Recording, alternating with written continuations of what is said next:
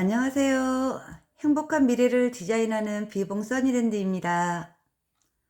오늘은 상가 권리금 회수 기회 방해 시 임차인의 주의사항에 대해서 한번 같이 알아보도록 하겠습니다.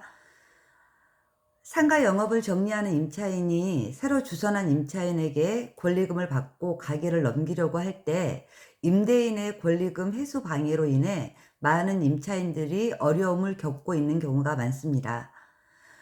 권리금 방해가 무엇이고 어떻게 보호를 받을 수 있는지 알아보도록 할게요. 권리금이란 상가를 오랜 기간 운영하면서 쌓아온 영업의 노하우, 고객층, 상가 건물의 유리한 위치에 따른 영업상의 이점 등을 인정받아 새로 입주할 임차인에게 받는 금액입니다. 상가 권리금은 통상적으로 임대료 보증금과는 별도로 지급되고 있어요. 임차인은 이 권리금을 회수하면서 상가를 나갈 수 있고, 새로운 임차인도 권리금을 지불하면서 상가의 가치를 이어받는 것이죠. 권리금 방해란 무엇일까요? 상가 임대차 보호법 권리금 규정에 따르면 임대인은 계약 만료일 6개월 전부터 임대차 계약 종료까지 임차인이 주선한 신규 임차인이 되려는 자료부터 권리금을 지급받는 것을 방해해서는 안 된다라고 이 법에 명시되어 있음에도 불구하고 일부 임대인들은 이 과정에서 방해하곤 합니다. 권리금 회수 방해에 해당되는 경우 한번 알아보도록 할게요. 예를 들어 화성에 사는 박 씨가 3년간 운영해온 식당을 권리금을 받고 김 씨에게 넘기려고 했지만 임대인 본인이 직접 가게를 운영하겠다며 새로운 임차인 김 씨와의 계약을 거부한 경우도 방해 행위에 해당됩니다. 또는 새로운 임차인에게 과도한 임대료를 요구하거나 계약 자체를 회피하는 경우도 많습니다. 임대인은 임차인이 주선한 신규 임차인과의 계약을 정당한 사유 없이 거절할 경우 손해배상 청구 대상이 될 수 있습니다.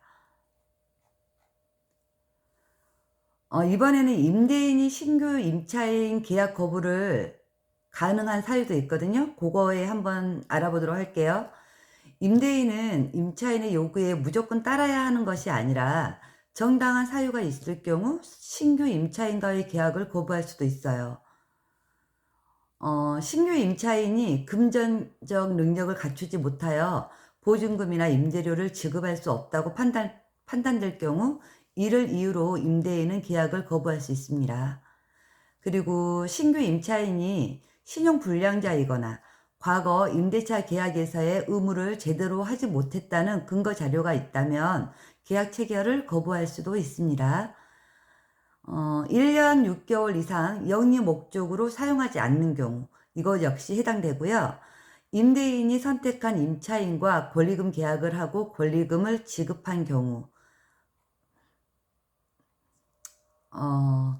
상가 임차인을 보호하기 위해 상가 임대차 보호법에서는 여러 장치를 마련하고 있습니다. 임차인은 최초의 임대 기간을 포함하여 최대 10년까지 계약 갱신을 요구할 수 있고, 임대인의 방해로 권리금을 회수하지 못하는 경우 손해배상을 청구할 수 있습니다. 권리금 회수를 원활하게 진행하기 위해 임차인들은 몇 가지 주의해야 할 점이 있습니다. 첫 번째는 계약 조건을 명시를 해 두시면 좋을 것 같아요.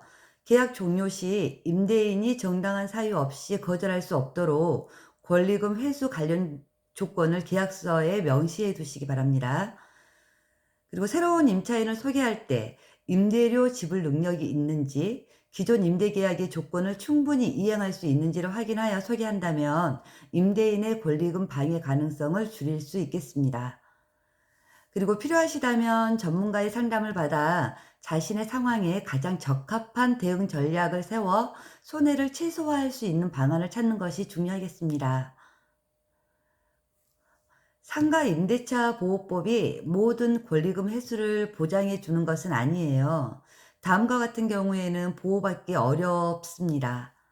첫 번째는 상 임차인이 직접 상가에서 영업을 하지 않고 권리금 회수를 목적으로 임대 계약을 유지하는 경우, 그리고 임차인이 권리금을 지나치게 높게 책정해 새로운 임차인이 부담을 느끼는 경우, 그리고 법 적용 대상이 아닌 대규모 상업시설의 상가 임대차 계약의 경우에는 어 상가 임대차 보호법을 보호받기 어려울 수도 있습니다.